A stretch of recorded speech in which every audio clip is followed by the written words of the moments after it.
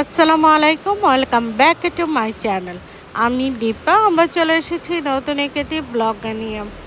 আজকে কি বলবো, সকালবেলায় মনটা অনেক বেশি খারাপ হয়ে গেছে। কেন জানেন?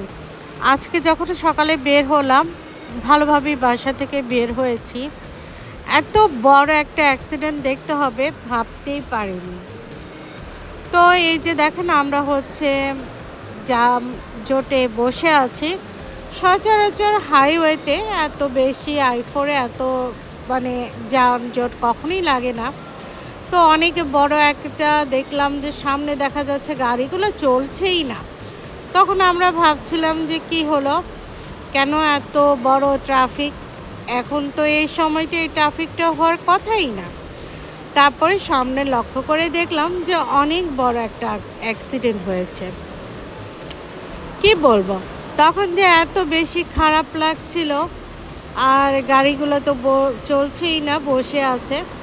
তো প্রায় 2-3 ঘন্টা যাবত আমরা এইভাবে ওয়েট করছিলাম আর ভাবছিলাম, মানুষের লাইফের কি কোনো নিশ্চয়তা আছে বলেন?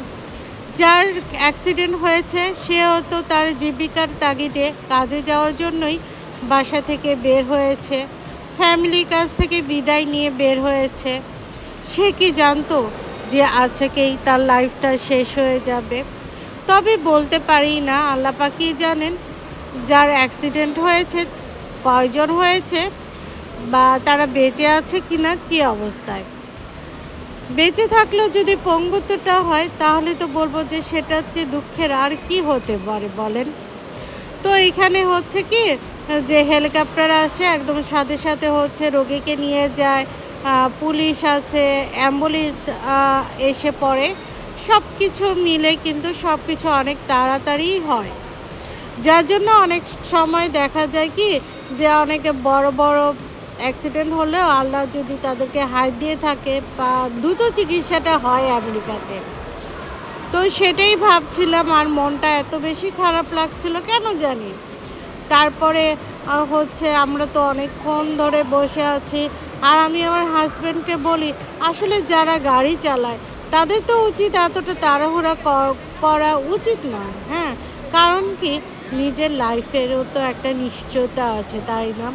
সব কিছু ভেবে শুনে বুঝেই কিন্তু চালাতে হয়।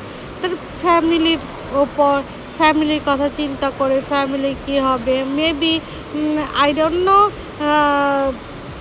Mail or female, maybe they have baby. তো তাদের বেবিটার কি হবে? আসলে সব কিছু চিন্তা করে নিজের লাইফের একটা প্রায়োরিটি দিয়ে নিজেকে ভালোবেসে তারপরে কিন্তু আমাদের উচিত বাইরে চলাচল করা, তাই না? গাড়ি তো গাড়ি এখানে চালাতেই হয়, কারণ ফ্লোরিডাতে, অরল্যান্ডোতে গাড়ি ছাড়া কোথাও মুভ করা যায় না।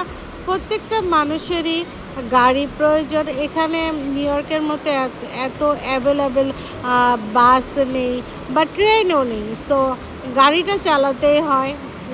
সো যখন আসলে হাইওয়ের উপর দিয়ে যায় না, তখন একটা তো লিমিট থাকে, মানে গাড়ির যে স্পিডের লিমিট, আমার মনে হয় সবার সেটাই মেনে তারপর গাড়ি চালানো উচিত। এখানে মানে 80 ডিগ্রি 80 ডিগ্রি বলছি, 80 মাইল বেগে এটা চলতে হয়।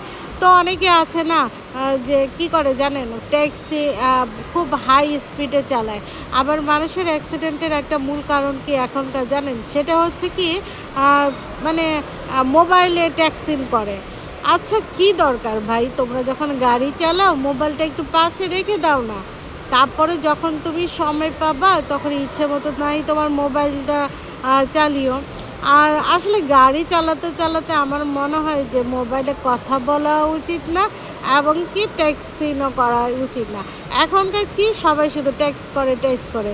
অনেক সময় না, আমরা যখন গাড়ি দিয়ে যাই তখন অপোজিটে যদি মানে তাকায় দেখি কি গাড়ি চালাচ্ছে কি ট্যাক্সিং করছে এরকম। একবার তো মানে আমার হাজব্যান্ড অনেক ভালো, মানে অনেক সতর্কভাবে গাড়ি চালায়, যার জন্য কি একদিন আমরা যাচ্ছিলাম, তো এরকম মানে একটুর জন্য আমাদের গায়ে মানে গাড়িতে হিট করেনি, এরকম অবস্থা। মানে ট্যাক্সিং করছে, মানে টাইপ করছে আর গাড়ি চালাচ্ছে। আসলে এটা একদম উচিত না। এইখানে কিন্তু আমেরিকাতে কিন্তু এটা আছে যে গাড়ি চালানোর সময় যদি পুলিশে দেখে তাহলে কিন্তু টিকেট দেয়। তারপরে না তাদের কোনো ভয় নেই। কেন বাবা? তোমাদের কি জীবনের কোনো মায়া নেই? নিজেদের কথা না ভাবো, নিজের ফ্যামিলির কথাটা ভাবো, নিজেকে ভালোবাসো। তারপরে গাড়ি তো চালাও। তো এই যে দেখেন কি অবস্থা, গাড়িটা পুরো দুমড়ে মুচড়ে গেছে। মানে দেখে আমার এত এত বেশি খারাপ লাগছে কি বলবো। তো এই তো তো সব কিছু হচ্ছে ক্লিন করে ফেলেছে রোডটা, তো আমরাও যাচ্ছি। তো সবাই ভালো থাকবেন, সুস্থ থাকবেন আর আমাদের জন্য দোয়া করবেন। ছোট্ট একটি ব্লগ যেতে যেতে আপনাদের সাথে শেয়ার করলাম। আল্লাহ হাফেজ।